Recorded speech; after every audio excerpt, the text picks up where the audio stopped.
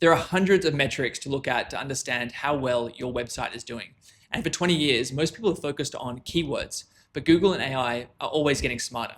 And one of the key things that people often underestimate is how much Google and AI care about how people are using your website.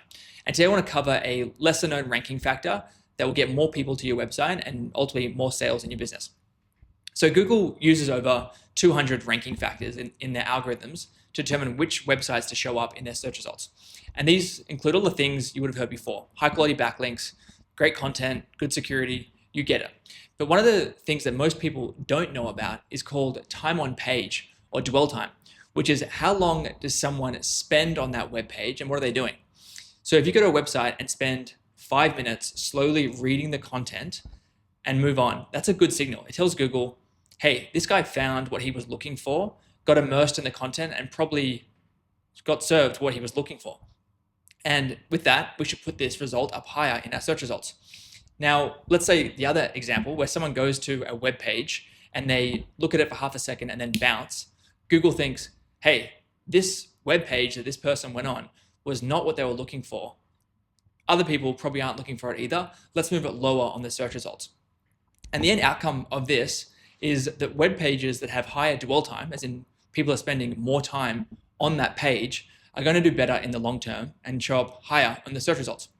So what do you do to your website to make sure that this stuff works in your favor? Well, the first thing is to respect people's time and attention. And that's normally by putting the most important thing right at the top. They call it bluff, bottom line up front. And then slowly provide a little bit more context, a little bit more, sort of like a pyramid, till all the way down, you've got the deepest stuff and things that people know about. Because if you don't answer the question immediately, not only will people get frustrated and dig or move on, but also AI will say, hey, this page isn't answering what I thought it would in the first 2 seconds, I'm leaving.